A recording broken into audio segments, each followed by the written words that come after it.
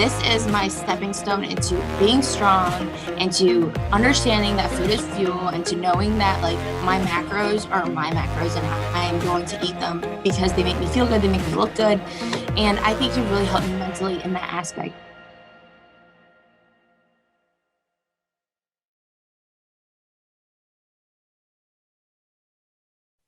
All right, guys.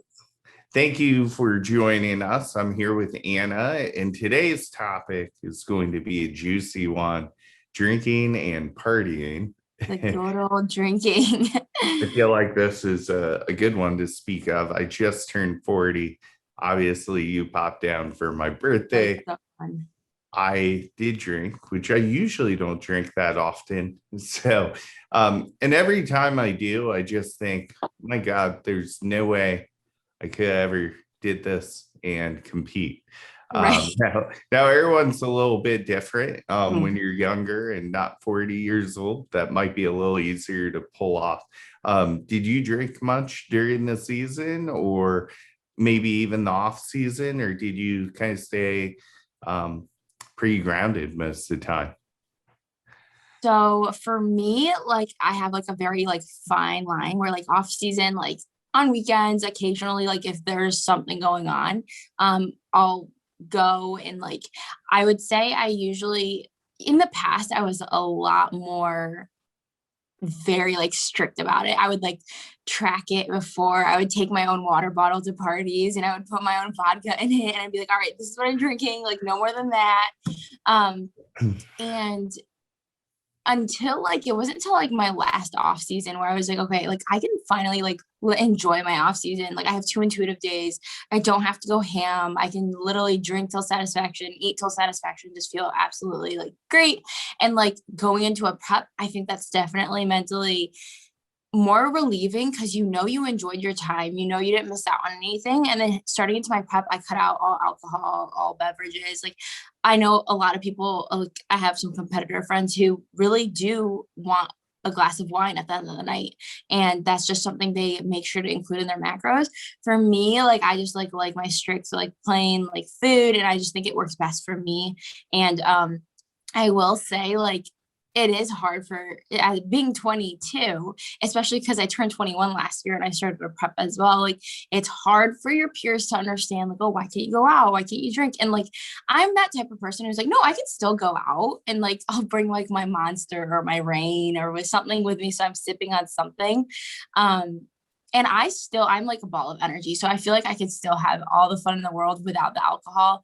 Um, it's just like I think it's more of an uncomfortable thing for other people if you're not drinking and having like and it's almost like a validation thing for everybody else if you're not drinking with them, like they don't want you there almost.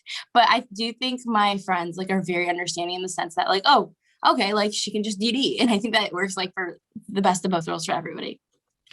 Yeah, it's funny. A lot of people don't understand, not drinking, and they really want to pull you in because they can't fathom having fun without. And Yeah. honestly, sometimes I've gone out and not drank. I've had Mhm. just as much fun as if I Yeah. did. Maybe less fun sometimes because you're not on other people's level of being easily excited. But yeah, Right. I think that honestly, going out and not drinking has worked out just fine for me in the past. Yeah, and I think it does add a little bit of like obviously it's hard spontaneity wise, like to just like get up and go out like at 9 o'clock when everyone's like, hey, let's go out. Because you're like, well, I just had my last meal. I'm almost ready for bed. Like I can just relax or I can go.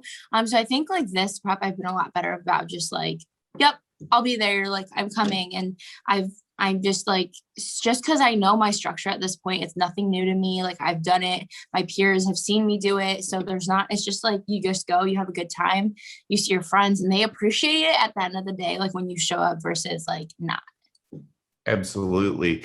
Yeah. One thing that's interesting is the nights that you did drink in the off season, did you Yeah. usually train the next day or did you usually take a day off because you knew performance might suffer a bit? So typically I would plan my next day to be a day off.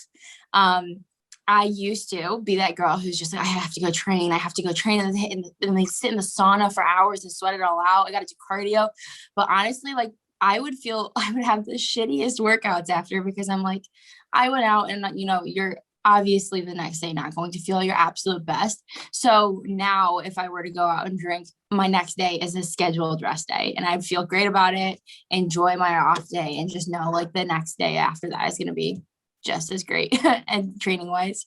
That's great advice because I definitely agree. Even just a couple drinks can really throw your workout game off. So I do think that's really important that people, take time off during those times. So yeah, Mhm. great insight there. And we will see you guys next time on our next episode.